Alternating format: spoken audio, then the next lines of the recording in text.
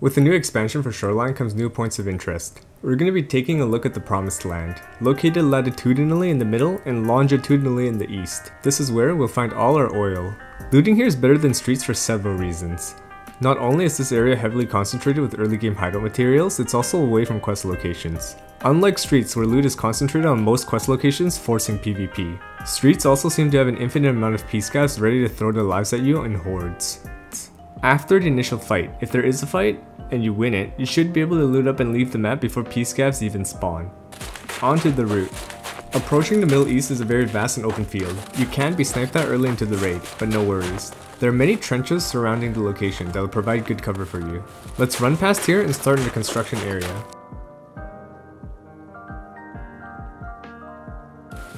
We'll start at these arches. Check this table for ammo and weapon mods. This chair has the same. And into the tent, check both tables.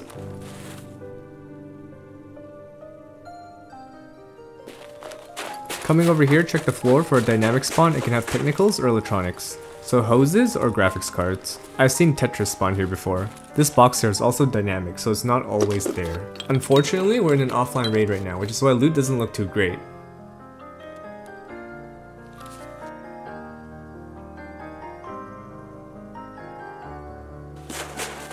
Heading over here is another dynamic box. Check the pallets in the surrounding area for technicals and electronics.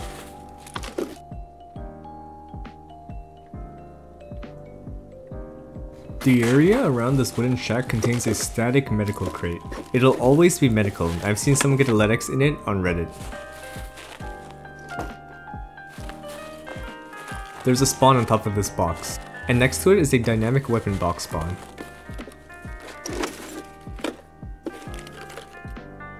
Inside the shed here, I've seen a Tetris spawn on the mattress, which is hard to see in the snow. It's another dynamic spawn, so expect hoses and screws sometimes.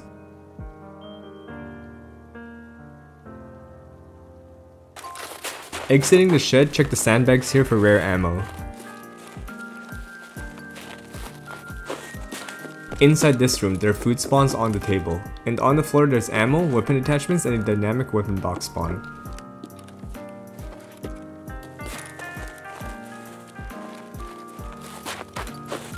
Heading over to the vans, not only do you have to check inside the van, but around the vans for Tetris, hoses, and other valuable technicals and electronics. There are also dynamic suitcase spawns around the area.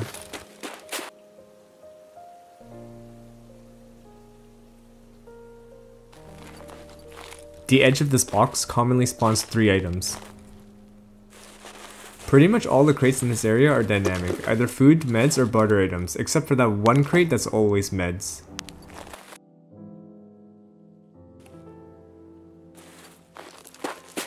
Remember to check inside the vans. I've seen a defuel right here.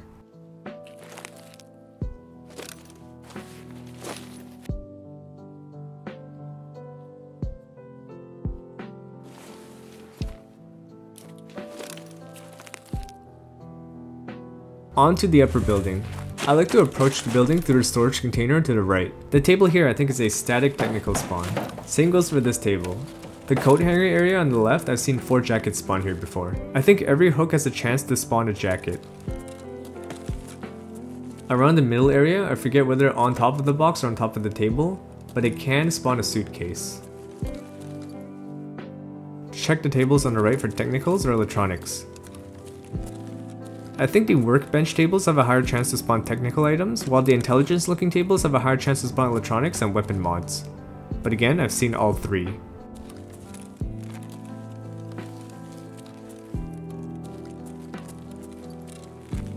Coming over to the inside of this fridge, I've seen a moonshine on top of the pot here.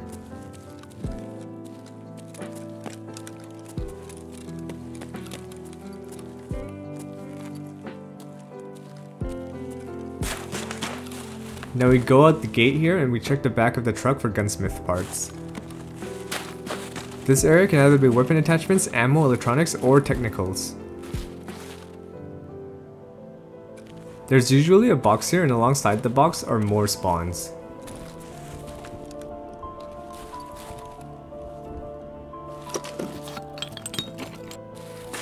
Okay, finishing the upper area, we wrap around the storage containers. Inside this container is a static technical spawn and a static toolbox. On top of this container has weapon mods for gunsmith and ammo. Into the next container, this table is a weapon mod spawn. And then we go back inside the building, and on the shelves we have technical spawns. After looting the shelves, we exit the building. And we go down to the lower area. Coming down to the lower area, these tables spawn food. I see ramen here all the time if you still need it for Jaeger. Check the back here for hoses and other technicals. Entering the building here is a set of hooks on the left. Jackets will spawn on these hooks. Check the tables again, same deal with the previous building. Now unlike the previous building, there are dynamic crates here that can be ration, meds, or barter items.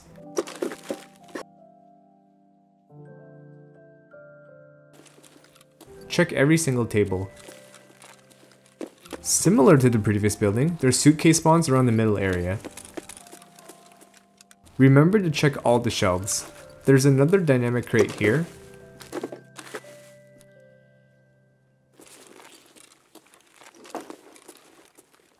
And finishing up the run, there are tables to loot on the side storage container here.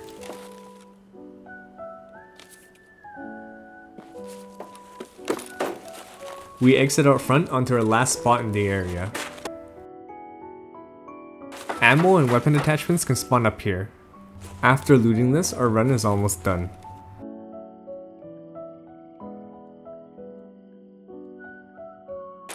We're gonna leave the area out front north of us towards car extract. If you're a scav bunker is around here.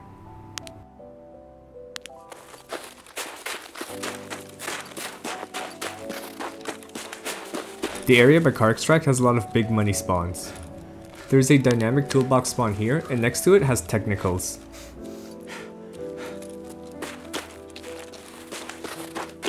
Surrounding the area, there's at least 9 spots outside that can spawn technicals.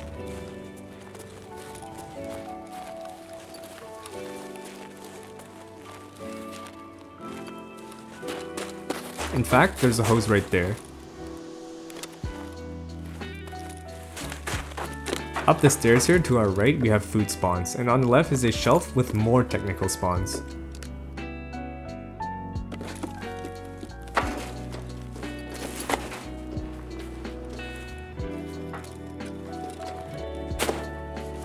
Vault over the railing here and there should be 2 or 3 suitcase spawn points.